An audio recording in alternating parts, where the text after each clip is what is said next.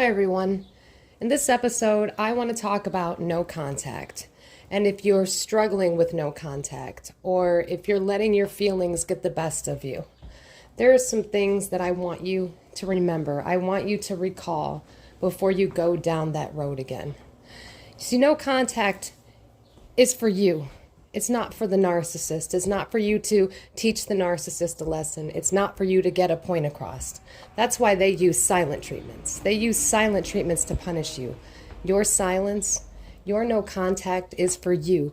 It is for your healing. It is so that you can detox from that trauma bond. It is so you can remove yourself from that toxic environment. You can't think clearly. You can't read the front of the label when you're trapped inside of the bottle, if that makes sense. You're in a state of fog, confusion, and chaos. And when you are out of that environment, when you are out of that situation, you ruminate. You ruminate on everything that you thought that person was in the beginning, and you sit around and you wonder what you could have done differently. You wonder what it was about you that made that narcissist change. You wonder if you just would have done A, B, and C differently, would things have turned out differently? But no, they wouldn't have, because their cycle of abuse is pathological. They do this same thing over and over and over with everyone. With some people, the cycles last a lot longer. It just depends on how well they've entrapped a person, how toxic the person is in return with their abuse, how potent that supply is from the toxicity. There are several factors. But narcissists only stay in long-term relationships so they can have a secure, steady source of supply. And they will do anything necessary to keep people trauma bonded to them, to guarantee that source of supply. And then if you get discarded, when they discard you and they go silent on you and give you the silent treatments without any closure, it's so that they can keep you in what is called the harem garage. They basically put you on a shelf in case they need you later as a source of supply while they are out with their new supply, their shiny new toy.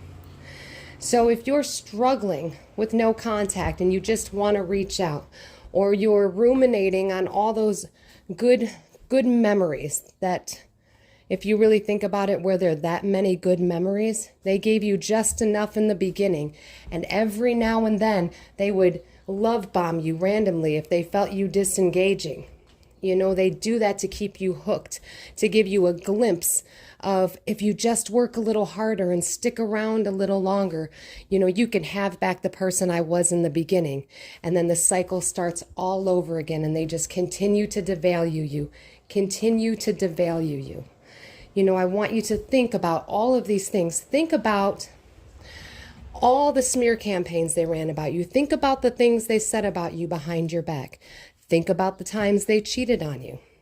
Think about the times they gave you the silent treatment for no reason other than to do it. Think about the times they picked fights with you because they were out secretly with another person, with another source of supply, grooming someone else to take your place. If you were discarded and then you got hoovered again, how did that make you feel when out of nowhere the person that you loved and trusted discarded you like trash, gave you no closure, no reason other than this is your fault? They blamed everything on you, even though it was their pathological cycle. Think about these things. Make a list of every bad thing they did to you and blamed you for. And whenever you feel like you want to reach out, or whenever you're getting in your feelings and you're all up in the feels, pull out that list and recall what they did to you. I've been out of this for years, and I still have to recall things. If I start to, my research is about rehabilitating narcissists. And when I first set out on my healing journey, I wanted nothing more than to help this man. I wanted to help him get better.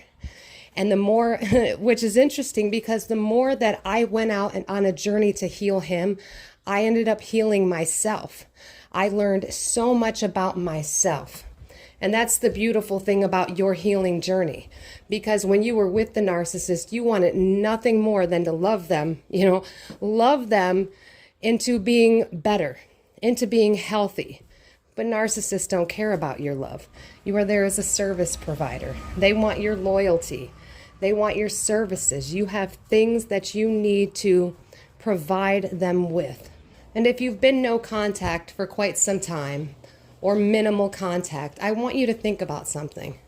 Think about all the people that they cheated on you with when you were together. Think about the times that they kept you a secret and you thought you were in a serious relationship, and meanwhile, they had everyone else in their lives convinced that they were done with you, and they had a whole new relationship going on behind your back, because narcissists are excellent at living double lives. I don't know how they do it. I honestly don't know. I mean, now that I've been out of it for a while, I'm like, yeah, well, it makes sense. I want you to think about how many people they have probably been with since you were last with them. How many people that they have slept with. How many new supplies have they tried to groom? How many new people have they pursued? You know, and narcissists are so good at making outsiders believe that they're saints and they're perfect and they would never behave in such ways. But they do. And you know they do, because they did it to you. You were there. And like I said, during my healing journey, which ultimately started as a way to heal that man, I ended up fixing myself, which makes it quite beautiful. And so that's what I hope for all of you. I hope that all that energy and love that you were putting into the narcissist, you return the favor to yourself. You take the time to sit down when you're getting all this knowledge and self-reflect and say, wow, what was it about me that I put up with that? Why was I willing to do everything necessary? You see, because the way I see it, the reason why I was doing anything necessary to want to heal that man and help him is because it was a way for me to not have to, face my own issues and heal myself. And ultimately, I ended up learning so many wonderful things about myself, and the healing journey has definitely been tough. I had a lot of childhood wounds to heal from, but that's what makes it beautiful, because I'm capable of doing things that the narcissist could never do on their own. That's why the narcissist has to surround themselves with enablers. And once upon a time, as an ex-people pleaser, we are also enablers. When we are doing everything we can to please the narcissist so that we can get a fraction of our needs met, all we're doing is creating a bigger problem, because that's what the narcissist wants.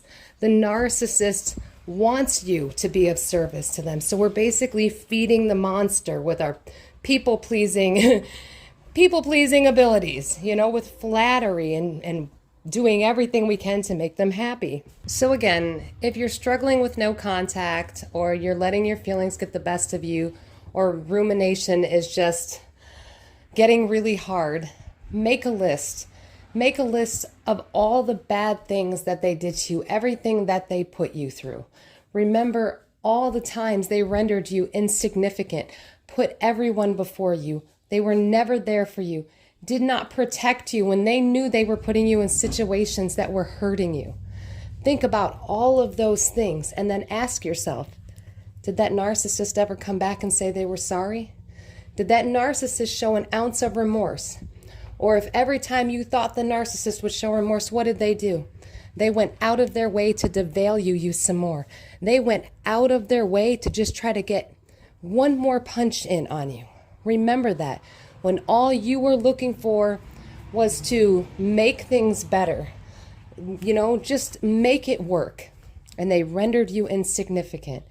And they gave you the silent treatments for no reason other than to try to devalue you one more time. Well, I hope this video helped you. If you're interested, a condensed version of my book, I have a PDF version available for download at sellfy.com. The link is also in my bio. It's called Decoding the Narcissist, Psychological Manipulation Tactics that they use.